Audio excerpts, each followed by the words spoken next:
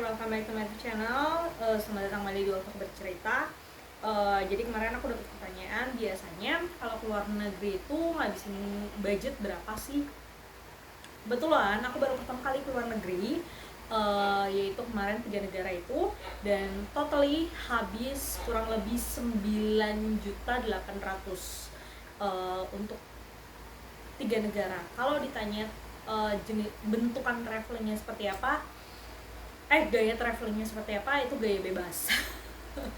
Jadi kadang ada yang menghemat, ada yang mengirit, tergantung aja gitu, tergantung situasi hati aku, tergantung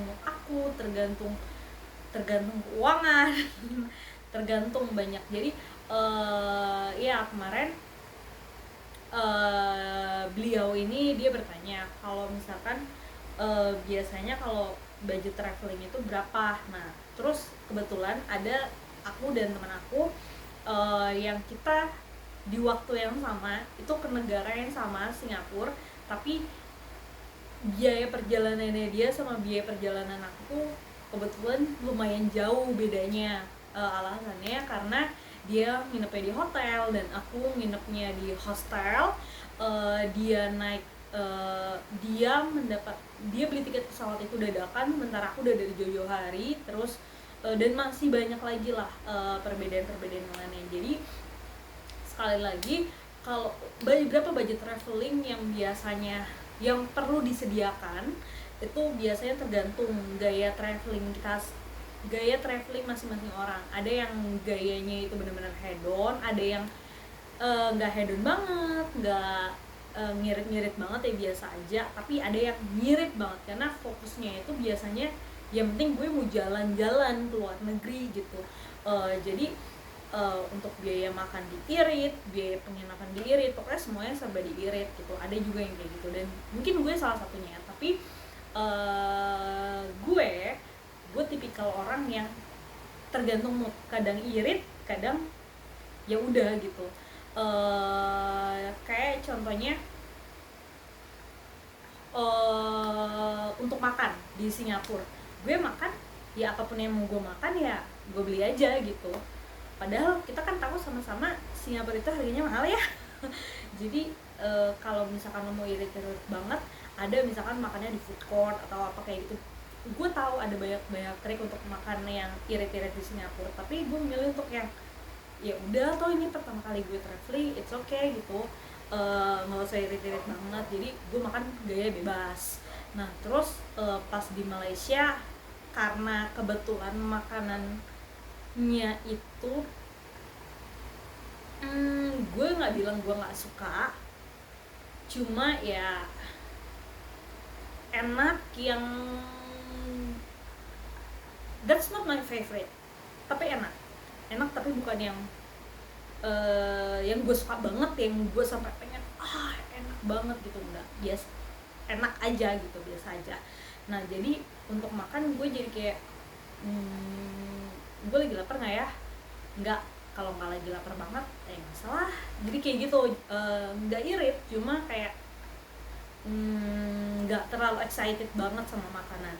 Nah terus kalau di Thailand beda lagi, karena gue tuh sudah ngerasain street foodnya dia yang ngasal aja itu enak. Jadi walaupun gue banyak makan di Thailand, tapi kebanyakan makanan yang gue coba itu street food. Jadi benar-benar yang kebetulan juga penginapan gue deket Kaosan, jadi Kaosan Street. Jadi emang gue makannya juga gaya bebas, tapi gaya bebasnya yang gaya bebas street food gitu. Nah jadi cuma kan ada orang yang pengennya makannya di resto, terus ada yang pengennya makannya di Icons yang itu semuanya dijelajahin, ada yang kayak gitu. Tapi kalau gue Icons siap nyobain hanya beberapa menu doang, tapi habis itu udah street food kebanyakan nyarinya gitu. Jadi ya tergantung orang. Terus juga traveling kayak di Indonesia sama juga kayak gitu. Nah kalau traveling di Indonesia dulu, gue itu tergantung gue sama siapa perginya. Kalau gue perginya sama temen gue yang ibaratnya mereka itu kondisi ekonominya sekolah lagi gitu. Jadi ya gue cenderung untuk, walaupun pada saat itu gue udah kerja, walaupun pada saat itu gue punya uang, tapi gue cenderung untuk menyesuaikan dengan partner gue. Jadi kalau misalkan dia nggak beli, ya gue nggak beli. Misalkan kita naik gunung nih, gue mampu buat naik ojek, tapi kalau temen gue nggak naik ojek, ya gue akan ikutan jalan, gue nggak akan naik ojek. Terus kalau misalkan gue mau beli KFC, gue mampu beli, tapi kalau teman gue ternyata uangnya tinggal segini, oh yaudah kita nggak usah beli gitu. Jadi kan harusnya yaudah nanti gue yang bayarin. Nah tapi kan gue orangnya juga cukup pelit ya. Jadi kalau emang lo nggak ada uang buat itu, ya udah kita nggak usah beli aja gitu, kita beli yang lain yang lo cukup, gue juga cukup gitu. Jadi kalau gue tipikal travelingnya yang seperti itu. Nah tapi kalau pertanyaannya apakah gue ada kayak kejijian, maksudnya gue apakah ada perasaan jijik kalau misalkan ke suatu tempat yang misalkan dia kurang bersih atau ini, apakah gue ada perasaan gitu? Kebetulan tidak. Jadi mungkin ini gue kayak belajar dulu gue waktu awal-awal hidup susah, terus gue naik gunung kali ya. Waktu masuk pokoknya awal gue naik gunung itu, jadi ya boro-boro boro-boro hotel, kita tuh nginep di terminal. Bener-bener gue tidur di terminal, nyampe jam 10, bisnya itu baru ada jam 5 pagi atau kalau gue nggak salah. Itu akhirnya kita ngemper di terminal, ya tidur aja gitu ya. Itu pernah. Terus kita mau ke Garut, kita harus numpang truk sayur dari Pasar Induk. Itu aunya luar biasa. Terus pengalaman apa lagi ya? Oh ya, kalau di gunung misalkan makanan kita cuma sedikit, ya mau nggak mau hal yang sedikit itu harus dibagi rata gitu. Jadi ada misalkan tahunya harusnya cuma satu-satu, terus nanti ya satu pengen, ya harusnya tinggal kebagian satu, terus yang satu pengen makan dua, itu langsung satu-satu. Kayak gitu. Jadi nggak boleh serakah. Pokoknya hal-hal yang susah ibaratnya dari hidup ini kayaknya tuh udah pernah gue jalanin, dan itu membuat gue nggak yang milih-milih untuk tempat. Jadi gini, di terminal waktu itu kebetulan itu juga, kalau gue nggak salah tuh Garut ya, kalau gue nggak salah ya, terminal Garut, dan menurut gue itu tidak bersih. Jadi ketika menghadapi situasi yang sangat tidak bersih seperti ini aja gue bisa, apalagi dengan tempat misalkan gue di hostel yang ternyata ada tempat tidur, walaupun misalkan WC-nya itu jelek, terus banyak kutu atau apa segala macem, ya gue pasti bisa tidur. Karena dari terminal jangankan semut, kecoa, lalat aja ada gitu, dan gue masih tetap bisa tidur, apalagi yang ini gitu. Maksudnya ini masih bentuknya tempat tidur, masih ada tempat untuk berlindung gitu. Jadi itu sih, gue lebih tough aja untuk hal-hal kayak gitu. Terus untuk makanan kebetulan gue juga, gue tuh nggak jijian sebenarnya kalau soal makanan, asal makanan itu matang. Gue tuh nggak bisa makan makanan yang masih mentah atau yang rare kayak gitu, yang masih ada kayak merahnya masih belendir gitu, gue nggak bisa. Kayak misalkan sushi itu gue nggak bisa, sashimi sorry, gue itu nggak bisa. Terus kayak oyster itu gue nggak bisa. Terus pokoknya steak yang masih merah, yang medium gitu gue nggak bisa. Emang kampung kan dari dulu emang orang tua pun juga taunya mateng kan.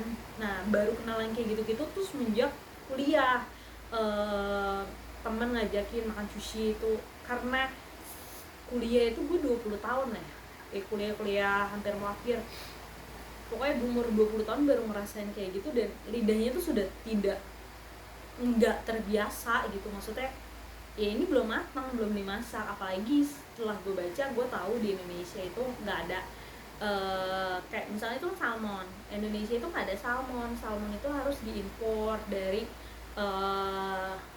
negara-negara dari perairan yang ada salmonnya, dan mungkin itu ada indikasi di jalan itu esnya mencair terus dia membeku lagi, dan itu bakteri-bakteri itu bisa tumbuh. Jadi kemungkinan bakteri untuk tumbuh di daging itu di daging tersebut itu lebih besar. Jadi dengan ilmu-ilmu itu kayak bukan memastikan ya, kayak memberikan keyakinan udah mendingan gak usah makan deh yang kayak gitu. Terus kan gue lupa ada artis siapa gitu, dia waktu ibunya hamil, ibunya itu kebanyakan makan sashimi gitu, anaknya jadi kurang, jadi kosong. Gue lupa itu siapa gitu. Jadi ya gue dari saat itu lebih baik udahlah nggak usah. Nah tapi kalau selebihnya daripada itu, selama itu mateng, gue sih insya Allah ketelan harusnya selama itu mateng. Jadi gue sama ini kayak belatung terus makanan-makanan ekstrim tuh gue bisa jadi nggak ketelan, karena gue agak geli aja, gue gelian orangnya. Jadi kayak sebenarnya kalau ada barangnya, misalkan ada belatung sampai gue tinggal dipukul, itu gue berani gitu. Tapi kalau udah dalam bentuk makanan yang bentukan belatung apa kayak gitu, bukan sesuatu yang bisa gue pukul, itu takut sih, gue takut banget. Bukan geli kayak terus ada kan kecoa yang di itu thank you gitu. Terus ya gitu sih pokoknya. Kalau traveling itu tergantung budget, tergantung lifestyle, tergantung elunya aja gitu. Cuma yang paling penting itu yang harus lu siapin, yang harus lu persiapin untuk lu hitung-hitung pasti ya, itu akomodasi, transportasi, sama makan sih. Selebihnya itu bisa menyesuaikan. Yang paling penting tuh 3 itu kalau gue ya dulu belajar ya. Transportasi, akomodasi, sama makan gitu. Selama itu aman, yang lainnya mah menyesuaikan aja gitu. Terus apalagi kemarin tuh gue ingin membahas banyak hal tau, tapi sih kebanyakan ini soal perpolitikan. Namun kayak gue masih belum yakin deh untuk membahas tentang perpolitikan di YouTube gue. Pertama karena memang ilmu gue itu tidak terlalu bagus. Gue merasa ilmu gue tuh tidak terlalu banyak untuk hal perpolitikan. Gue tahu, tapi yang gue rasain itu tidak cukup banyak untuk gue share ke orang lain, apalagi dalam bentuk sosial media seperti ini. Resikonya buat gue itu sangat-sangat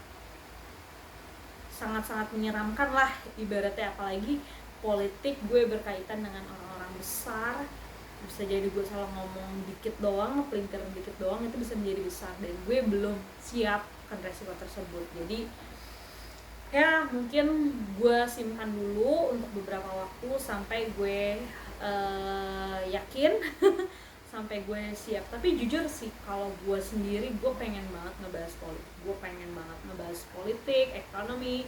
Tapi kalau ekonomi sih gue udah sering bahas beberapa kali. Kalau untuk politik masih agak takut sih gue.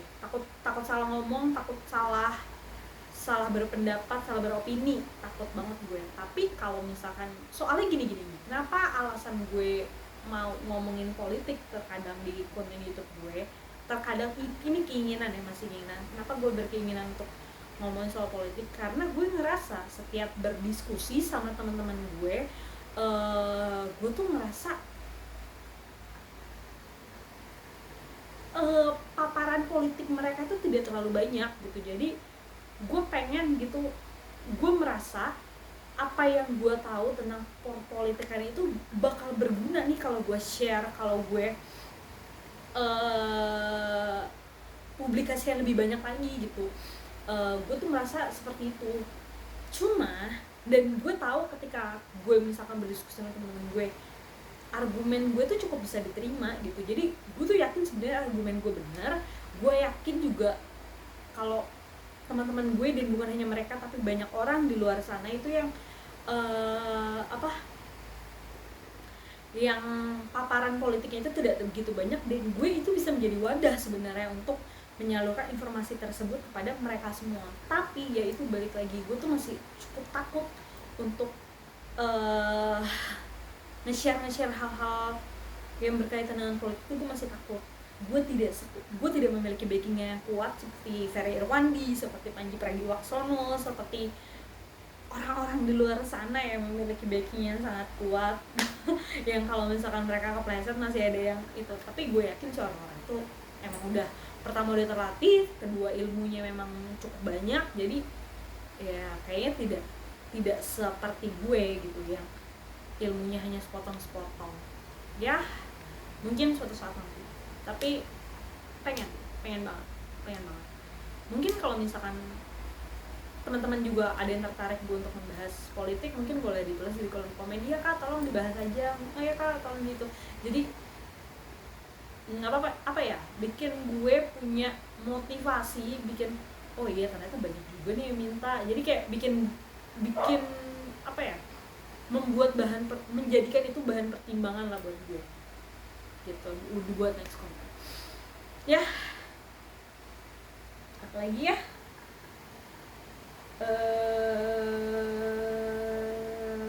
kemarin gue mau bahas apa lagi ya tentang politik yang akhirnya nggak jadi.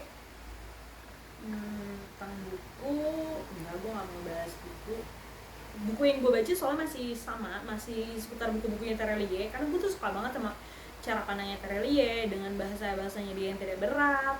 Karena jujur ya, gue membaca itu tidak kan ada nih orang membaca karena dia emang benar-benar pengen tahu, pengen nyari tahu informasi apa segala macam. Nah gue menjadikan membaca itu sebagai hiburan. Jadi ketika hiburan, karena hidup gue udah berat, kerjaan gue udah berat, gue masih belajar, itu sudah berat.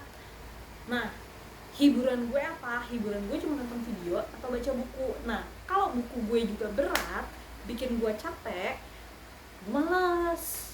Nah jadi makanya yang gue suka itu adalah membaca buku-buku novel. Mungkin buat sebagian orang itu kayak apaan sih baca novel, gak ada gunanya. Nah tapi buat gue itu sangat berguna. Pertama karena untuk itu mengembangkan imajinasi gue, itu membuat gue berpikir dari cara pandang orang lain. Ketiga, nah dari novel-novel Terelie ini yang gue suka, gue jadi punya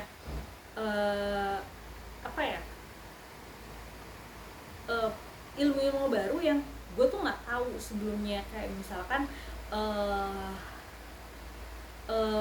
misalkan nih, ini contoh doang ya, contoh di salah satu novel Terelie yang kebetulan lagi gue baca, namanya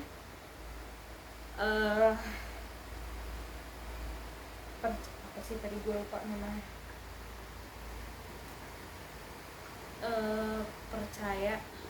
harga sebuah percaya.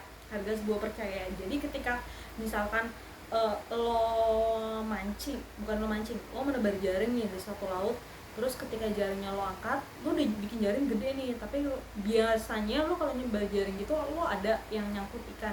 Tapi pada saat itu ketika lo nyebar jaring, itu ternyata ikannya nggak ada sama sekali, dan itu bisa jadi salah satu pertanda bahaya ketika lo lagi di laut. Bisa jadi ikannya itu memang sudah bermigrasi, udah pergi ke tempat lain karena di situ akan ada badai atau sesuatu yang buruk yang akan menimpa gitu. Dan itu jujur baru gue tahu ketika gue baca novel. Terus kayak misalkan bagaimana cara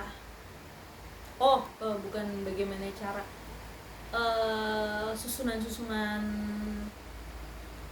apa sih, kayak klasi gitu, pangkat kalau di kapal itu apa aja, nah koda, klasi, ABK dan lain-lain kayak gitu. ABK klasi sama ya kayak gitu deh. Terus banyak informasi yang baru gue tahu, ilmu juga sih, pokoknya banyak informasi yang baru gue tahu ketika gue membaca novel gitu, dengan sesuatu yang menyenangkan, dengan cara yang menyenangkan, tapi gue tetap dapat insight baru gitu. Makanya ya itulah yang gue lakukan dengan baca novel itu. Terus Apalagi ya, udah sih itu aja kayaknya. Oke, itu aja. Sampai terima kasih sudah mendengarkan. Sampai berjumpa lagi di waktu kebencian. Oke,